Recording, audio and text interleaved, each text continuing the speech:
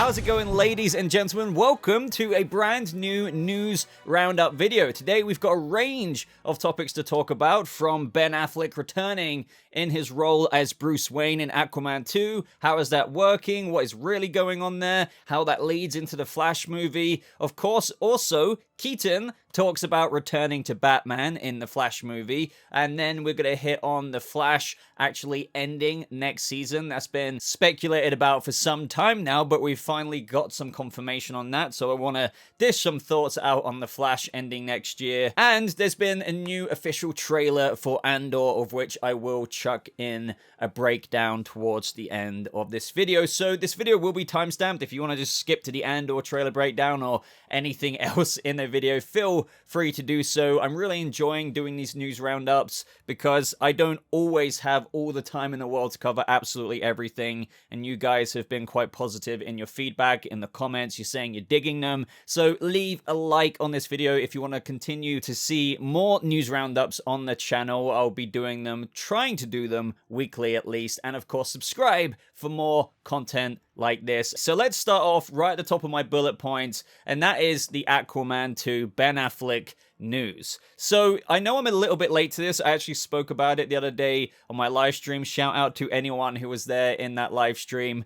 But Ben Affleck is returning again as Bruce Wayne. If you didn't know already, there's been a lot of talk for the longest time now that the Flash movie with Ben Affleck's Batman role in that, you may remember seeing behind the scenes filming of Ben Affleck, or should I say the stunt guy, on this huge bat bike. It looks like there's going to be a high-speed chase, and a lot of speculation and rumors and whatnot have led people to believe that Ben Affleck would indeed be making his low-key exit, if you will, in that of the Flash movie, because long story short, the Flash movie, as I keep saying on this channel in many updates, is facilitating the new low-key soft reboot of the DCEU. Their cinematic universe will be slightly changed after this. So if you're a little bit confused as to what this means, how does this work? So does this mean if he's appearing in Aquaman 2, is Ben Affleck actually not going away? Well, we will talk about that, but let's first talk about how this came to fruition, because you may have heard that originally Michael Keaton was rumored to have some sort of kind of cameo ending scene, maybe post-credit scene in Aquaman 2, appearing as the Batman there. And the thing is, that may have very well been true, but due to release date shifts, Ben Affleck has kind of been given another opportunity to be like, hey, you know, because of what's going on now, do you want to come in Aquaman 2? Technically, it actually facilitates and sets up your role in the Flash movie even more, even better. So Bruce Wayne is appearing in Aquaman 2. Why? Because Aquaman 2, if you guys remember, there's been quite a few DC movie release date shifts. Aquaman 2 was originally releasing December 16th, 2022. And that was actually after the Flash movie release date. The Flash movie was meant to release November 4th, 2022, and then Aquaman 2 releasing after that on December 16th. So maybe you're starting to put together the clues here if that rumor of Michael Keaton appearing at the end of Aquaman 2 was ever true. Well, that's because the Flash movie would have already happened, and then Aquaman, you know, would have played in December 16th, and then obviously the new DCEU would have already been set up then, and Michael Keaton might have appeared to Arthur, Aquaman, Jason Momoa's Aquaman, and who knows what that scene would have entailed. But you see how that chronology makes sense. Flash movie releases November, and then Aquaman 2 releases December 16th. But there's been some changes since then. If you remember, a while ago now, we had that DC Heroes trailer that gave us all of these release dates, but then only like a few weeks later or so, we had a massive DC movie slate shift. Now, it turns out that Aquaman 2's release date is March 17th, 2023, and The Flash, as many of you now know, is way after that. Originally, it was releasing before Aquaman, and then Aquaman in December, but now Aquaman is March 17th, and The Flash movie isn't releasing until June 23rd, 2023. So again, you may be putting the pieces of the puzzle together. Since Aquaman 2 has now been made, or, you know, through its release date shift, to be appearing and canonically happening before the multiversal changing DCEU soft reboot event coming June 23rd, 2023, well, it doesn't really make sense to have Michael Keaton's Batman or Bruce Wayne appear at the end of Aquaman 2 if it's releasing a few months before Michael Keaton's first role in the DCEU even happens in the Flash movie. So instead, they're probably thinking now, oh, since, Flash isn't coming out till June 23rd, 2023, and Aquaman 2 is, coming out March 17th, let's get rid of Keaton, maybe. Again, I don't really know the true extent and validity of that rumor, but let's put Ben Affleck's Bruce Wayne, because think about it. If it's releasing before the Flash movie and that big, large, changing cinematic event that, sets the precedent for the next X amount of years in the DCEU, we may as well have Ben Affleck appear in the place of the Bruce Wayne role in Aquaman 2. He's appearing canonically, as we know from the filming of The Flash, in the Flash movie, which is rumored to be his low-key exit. And I'll get on to what I mean about this low-key exit. And I think that's great, because we were originally just getting Ben Affleck back in The Flash. He's commented about it, and a lot of us fans were happy to see Ben Affleck back in the role again. But now that the release date shifts have been announced, it does make sense, especially with this recent reveal, thanks to Jason Momoa, and I'm sure you've seen the Instagram post. He's had pictures of him and Ben Affleck. We had the Warner Brothers studio tour going on, and it sounds as though they walked out and the secret was not really well kept, but either way, it just makes sense. Like, it's not Ben Affleck when he's now appearing in Aquaman 2 saying, oh, I'm coming back for good, anything like that. Even though, some fans now seeing that Ben Affleck is coming back in Aquaman 2, it just means that the Snyderverse is going to be restored. I wouldn't get your hopes up there. It just makes sense. I know I keep repeating myself here. It's just like, well, canonically, Ben Affleck's Batman is in the Flash movie coming out a few months after this. That's the big, universal event shifting thing. But Aquaman 2 comes up before, may as well just have Bruce appear in that. Maybe it's going to help facilitate his role in the Flash movie coming out after that. And then in the Flash movie, due to Barry effing with the timeline and everything like that, and the resolution to that movie, meaning that there's going to be a kind of new DCEU main Earth. We're going to have Leslie Grace's Batgirl. We're going to have Michael Keaton as a new Bruce Wayne, replacing Ben Affleck, so to speak. It's just like, why not? Why not put him in Aquaman 2? It happens before the Flash movie. It's probably not going to be a huge role, but let's talk about this low-key exit, because not that this is any news, it's just to kind of like look at the whole situation from the outside box perspective, so to speak. So we're going to have Ben Affleck return first, at least in universe, Aquaman 2, even though he shot that after he shot the Flash stuff a while back now. But canonically and chronologically, he's then going to appear in the Flash movie. But in the Flash movie, supposedly that might be his low-key exit. And the reason why I keep saying low-key exit is because I believe that whatever happens, whatever Earth Barry Allen now stays on, whatever Flashpoint, this adaptation of Flashpoint, it's important to emphasize adaptation because it's not going to adapt it copy and paste. It will be innovative. Andy Muschietti did say that it's Flashpoint, but not the way you think. So with this new Earth that has Keaton now, I think the door will be left open for Ben Affleck's Bruce Wayne. I think he's going to stay behind in some other timeline, and that timeline, just like the multiverse that is out there, will be kept valid. I don't think it's going to be something that is mega focused on, because the main focus for Warner Brothers Discovery will be this new DCEU timeline after the Flash movie, after Barry's effed of the timeline and fixed it, so to speak, as best as Barry Allen can. But the fact is that Ben Affleck, I don't think they're going to completely write it off. As I say, keep the door slightly ajar, so to speak. There could be a scene where Ben Affleck's Bruce Wayne is on this other place. Some people are speculating it's in the Nightmare timeline. Maybe it's just simply on the old DCEU Earth. More of the Snyder Earth, if you will. But it will kind of be sad at the same time, because it's like, oh, Barry's and the DCEU is going forward on this Earth, but Ben Affleck is like, and his Bruce is like, hey, I'm over here kind of thing. But the cool thing about that, if they include a scene, maybe a post-credit scene with Ben Affleck at the end, still on this other Earth, that would be a pretty cool post-credit scene, even though there's a new Earth now, the one that we're going to be rocking on with in the DCEU. If they include some kind of post-credit scene or something like that, or even a scene during the movie after things have resolved and Ben Affleck's Bruce is just on this separate timeline, the one from before the DCEU change that will happen with the Flashpoint movie, it means a kind of never say never situation. If they ever want to do an HBO Max production or something like that to continue some kind of story with Ben Affleck in that separate universe, and that's not really a bad deal or anything, because it's like Matt Reeves is the Batman. That's in its own thing over here. It's just you're gonna have the main thing with Barry over here in the middle and the DCEU timeline, but then you've got to also maybe have the door ajar for Ben Affleck's Bruce Wayne in the old timeline, or whatever frickin' timeline he's tossed into over here. So that's the gist of it. Don't get your hopes going crazy high just because you've heard Ben Affleck's returning in another role.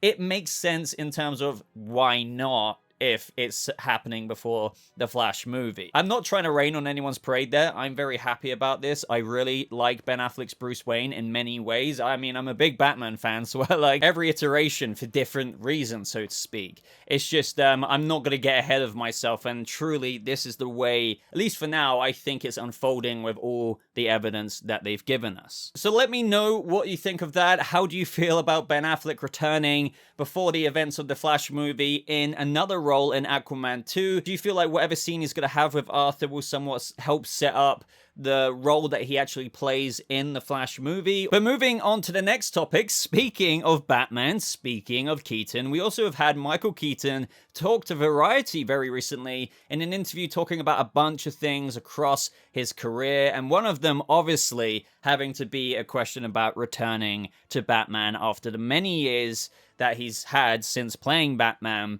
in the new Flash movie. And so this is what Variety have said. Some 30 years later, he put the suit back on for the upcoming The Flash film. It has to be good, and there has to be a reason, he told Variety last year when discussing what would make him return. So we followed up on that. What's the reason? It turns out the answer is quite simple. It seemed like fun, Keaton said. I was curious what it would be like after this many years. Not so much me doing it, obviously some of that, but I was just curious about it. Weirdly, socially, the whole thing is gigantic. They have their entirely own world, he says, of the DC and Marvel character universes. So I like to look at it as an outsider thinking, holy moly. What really drew him in was the bigger picture of superhero storytelling and the fact that no one ever knew it would become what it is today. Plus, he notes, the writing was actually really good. So I thought, why not? It's cool to drop in, and I'm curious to see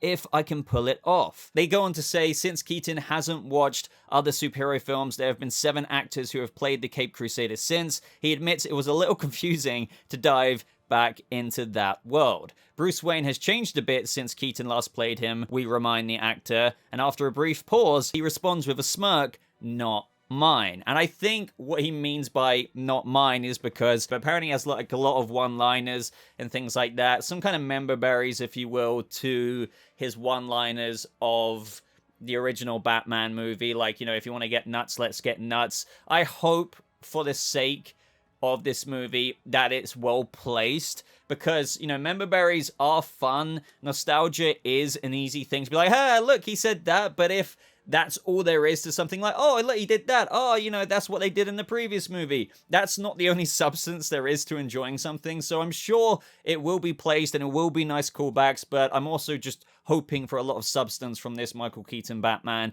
especially given that it seems to be that he's going to be the new in-universe Batman going from here on out after the Flash movie really changes things up in the DC universe from here on out. For example, after that, we're getting Batgirl, and then, lo and behold, since that's chronologically taking place after Aquaman 2, after the Flash movie, then comes Batgirl eventually, you're going to have Michael Keaton appearing in that. So he is reprising his role in the chronological timeline sense with the way these movies are releasing. We have Brendan Fraser's Firefly in that. Michael Keaton's going to be the Bruce Wayne of this new world. J.K. Simmons in this new world is still playing Commissioner Gordon, but with Barry effing with the timeline, things went a little bit differently. No Ben Affleck. J.K. Simmons is still Gordon. It's just he's Keaton's Gordon now. So you get how all of that's unfolding. And overall, like, it was just nice to hear about this interview with Variety, see Keaton's perspective on it. I wanted to chuck it here in this video and let me ultimately know what you think of what he had to say. Now, in other news, just wanted to chuck this in here very, very, very briefly. It is kind of self-explanatory, but I'm sure some people have been asking the same question, because James Gunn confirmed something in reply to a fan asking, will Peacemaker still be canonical in the rebooted DCEU, you know, with Michael Keaton's Batman and stuff? And James Gunn replied, yes, Peacemaker is still and will continue to be DCEU. Which isn't remotely a surprise. Yes, Peacemaker canonically happened before the events of Barry's time effery, so to speak, but even despite the many changes that Flashpoint will have, you know, what we've already talked about, Keaton, Batgirl coming in, J.K. Simmons, Gordon, still being Gordon, but the changes he's had, so to speak, even being in this new universe, the events of Peacemaker still happen the way that they happened, I guess, and whatever Season 2 brings, even though it will likely be set after the Flash movie, it won't really interfere with the chronology and canon that we saw in the Peacemaker series and the way the sequences unfolded. All right, so up next is the news of that The Flash is indeed ending in Season 9. It's been a long discussion now because The Flash has been talked about by fans. Will it be ending this year? Will it be ending, you know, next year? When will it be ending? And so despite Eric Wallace telling Entertainment Weekly during the week of the finale of Season 8 that he hoped Season 9 wouldn't be the final run of episodes, he was still preparing for it to be the case. And this is what he said with the announcement yesterday. 9 seasons, 9 years of saving Central City whilst taking audiences on an emotional journey full of heart, humor, and spectacle. And now Barry Allen has reached the starting gate for his last race. So many amazing people have given their talents, time, and love to bring this wonderful show to life each week. So as we get ready to honor this show's incredible legacy with our exciting final chapter, I want to say thank you to our phenomenal cast, writers, producers, and crew over the years who helped make The Flash such an unforgettable experience for audiences around the world. And to be honest, like, no matter what you feel about The Flash, it was, you know, one of the first things I was covering on this channel. This was back in the days of Gotham Season 3. I remember doing the Savitar videos back then with The Flash Season 3. I did really enjoy this series once upon a time. It's just, as it went on, in my personal opinion, not to kind of like put a damp cloud over, you know, this unfortunate news for fans who are hurting as a result of this, so to speak, you know, not to get too dramatic there. It is sad for some people, but for me, I really do feel like it's time. I think it personally is a bit of a shame that they didn't wrap it up with the Reverse Flash, considering that Season 8 got into that quite heavily with the Reverse Flash. That would have been a neat way to kind of tie a bow, a ribbon, so to speak, on The Flash as a whole. But with Season 9 being the end, they are probably going to pull out all the stops, go ham. We're going to have returning characters. I wouldn't be surprised if Cisco returns. I think the villain should, and most likely, hopefully, will be pretty awesome. Now, I know I was meant to be doing a review for Season 8. I still have no update on that. I'm not even, when people ask me about it, hey, when are you going to do your catch-up review? I just don't really give a firm answer anymore. But with regards to Season 9, I will definitely be doing videos on it on the channel, at least initially. It is the last season. I might as well check it out. I have been a big fan in the past. I literally covered this show episode by episode for multiple seasons before I just couldn't really enjoy it anymore. Like, critically, for me, it just went kind of, you know, down there. But I still, this is important to emphasize, I'm a very big fan of the cast, mainly Grant Gustin and, you know, Candice Patton as Iris West. They, for me, Barry Allen has always been Grant Gustin / vice versa. I love the suit. I love a lot about that. It's just other things is what, you know, kind of took me out of it. Not Grant or Barry Allen, the character himself. That's still one standout factor of The Flash. No, I don't think many people can deny that. It's just many other things that make up the show, which obviously have an impact on the enjoyment of the series. So I'm really hoping and have a bit of renewed optimism, you know, not up here, but kind of low-key, for that the final season should be pretty kick-ass. You know, it's their final season. They may as well go ham, right? So I'm hoping it'll be pretty decent when I'm doing my coverage of it. Let me know what you think about The Flash. Do you think it's time? Do you disagree? Do you want it to go on for many more years, Supernatural style? I think it's best to have a show go out with integrity. You know, not just continuously releasing episodes and seasons which don't, of course they'll have substance to some fans, but when the overall consensus is like, you know, like, you're still going, you know, I think by that point, you should really kind of pull the plug. The Flash, in my opinion, is doing it a little bit late. You know, I think the hour is late, so to speak. But even then, you know, given Eric Wallace's comments throughout the past several months or so, saying that he wanted it to go on for like multiple more seasons, I was like, yikes. So at least they're ending it now, and they can end it, hopefully, with a kick-ass Season 9. But let me know your thoughts. And then lastly, guys, for today's news roundup video, some of you were wondering about where's my commentary on the Andor official trailer. Unfortunately, yesterday I was busy with Westworld and then, you know, working on some other things behind the scenes for a show that may be coming out this week.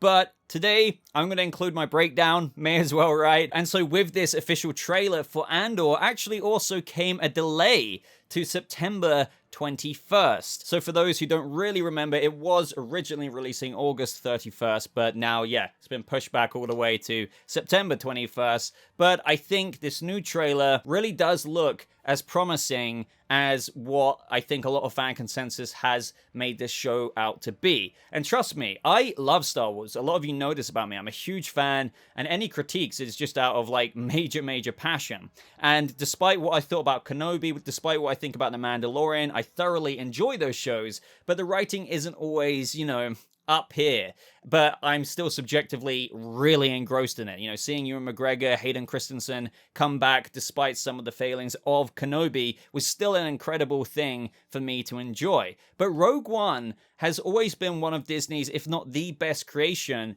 in not only like a Star Wars scope, but a critical lens as well. And I really do feel, and from what I'm gathering, a lot of Star Wars fans feel that Andor could very well achieve the same thing to be, you know, on the optimistic side of things. So let's now dig into a little bit of this trailer, talk about some of the things we see, some of the things I really like, and that is right at the beginning, the trailer opens up with a shot of an Imperial Star Destroyer over this planet. And what I like about that, and I really do feel like it was used just for this reason, it's meant to give you the gravitas of the weight of the Empire. You really do feel the Empire's presence here when you have a Star Destroyer, not in space necessarily, but when it's, you know, you look up at it, you feel the scope of it. And obviously with this series picking up during the Empire's height, granted that there's going to be quite big time jumps eventually leading up right before the events of Rogue One, we are meant to feel the grip of the Empire. The trailer then gets into Andor talking about stealing from the Empire. You just walk in like you belong. They're so proud of themselves, so fat and satisfied. They can't imagine that someone like me would ever get inside their house. And I do love hearing lines like that. And this is around the time we see I believe a younger version of Andor, likely on his homeworld of Fest. Now, one of the most interesting factors about Andor is, and believe it or not, I don't know if people would have said this about the Phantom Menace with all the politics that got into, but here is an area of politics we haven't really delved into too much of, and that is in the height of the Empire. Seeing the Imperial Galactic Senate, Coruscant again, all of which we have seen in these teasers and this official trailer. So we're going to be getting a lot of political resistance as well, which is honestly one of my most anticipated things, because we're not only diving into how characters like Andor get his way into the Empire and, you know, take out various facilities and whatnot, but we're also going to have characters such as Mon Mothma, who is very critical to the rebellion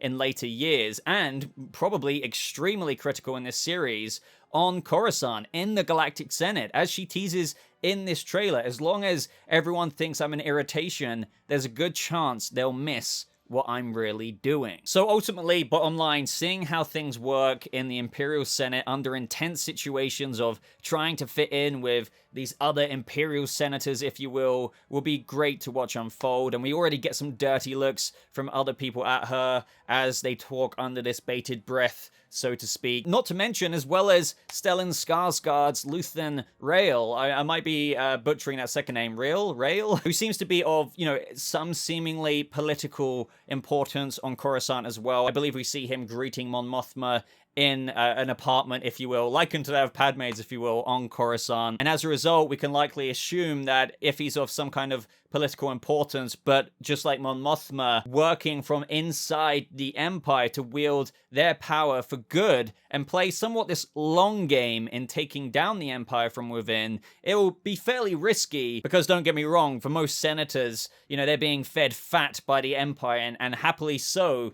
But he and Mon Mothma look to be extremely important characters in this series. And if it wasn't for, you know, characters like this from within the Imperial offices and whatnot fighting back, then it would have been a much, much, much, much harder job. We also see other characters in the trailer, such as this Imperial officer of this somewhat security bureau, Dedra Miro, I believe her name is, who looks like she's going to cause quite a lot of issues. She has that kind of typical Imperial elitist demeanor about her, and will likely be ruthless in rooting out what she views as the rebellious weeds in the Empire. And she's also accompanied by a squad of death troopers, so there is that. We're probably going to see some brutal, ruthless scenes with her. And in general, that larger commentary about, not only we have the rebellion side of commentary from Andor at the beginning of the trailer, but we have some commentary from the Empire, noticing that we see other Imperials named Sergeant Linus Mosk saying there's fermenting out there, sir.